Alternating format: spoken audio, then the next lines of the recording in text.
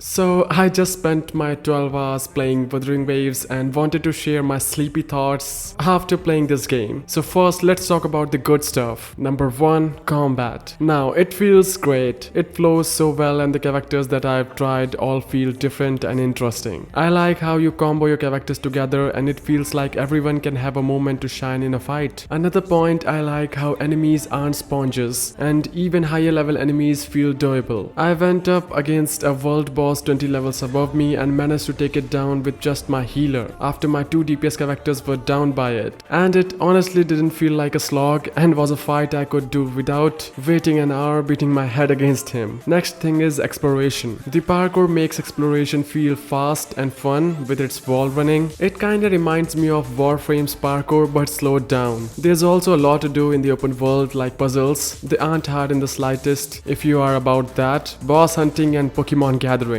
The echoes, Pokemon I just mentioned, are littered everywhere. The more unique ones you collect, the higher chance you will get better quality echoes. There are world bosses that are set at a difficulty and you can fight against them whenever you're ready. Now let's talk about the bad stuff. First one is the story. Now I get it, it takes a while for things to start moving and I get that it's best to start slow to ease people into the world and setting, but did they need to make it so long? The first few hours are nothing but exposure, banter with a sprinkle of gameplay. It took hours after the tutorial session for me to be even remotely interested in the story, and then it hit me with a require X level to continue. I honestly wasn't expecting much from the beginning, but it dragged on way too long for my taste. Next thing is the voice acting. The English actors range from alright to flat and uninteresting. Really a mishmash of mediocre and bad. I have noticed a trend of these games where the initial acting is not up to the snuff, but later gets jump in quality, but still I don't know why they do this. My third point is character designs. The style from one character to another doesn't really change. Everyone has the same black and white with a splash of some other color mixed on. Even the clothes of some characters are very similar. It makes most of them just blend together. If it isn't for their hair, I think I would have trouble telling most of them apart. My next point is exploration. Yes, it's on my bad list too. So exploration is good, but there's a part that I need to mention that bothers me. The grapple hook. The prompt to use it is very precise, to the point that if you don't know it's there, you'll probably miss it. I say probably because there are different distances you can grapple to certain targets. Unless you chain them, then you can grapple to another one from across the damn map, it feels like. The grapple points are also kinda hard to see unless you're actually looking for them. Next point is the world. A large chunk of my time was spent in the wilderness beating up animals and monsters without many buildings or man-made landmarks around. When I did come across some random town, it was in perfect or near perfect condition, as were the cities and military bases. I honestly forgot that I was in a post-apocalypse setting. What's there looks nice, sure, but doesn't feel like it's enough. So these are my good and bad points. I feel like there's much need for improvement in this game. Like the story is really boring in the starting. I know it will get good in the future and so on, but still I would say that Genshin's starting story was pretty good in comparison with Wuthering Waves, and the voice acting in English could get better too, and same goes for character designs. There should be a change in style for each and every character, and the world should also feel more relatable. So yeah, these are my final thoughts on this game, but what do you guys think? Are you playing this game and do you really enjoy it? Comment down below, and if you want a video that I should compare this game with Genshin Impact, do comment down below and I will see you in the next one.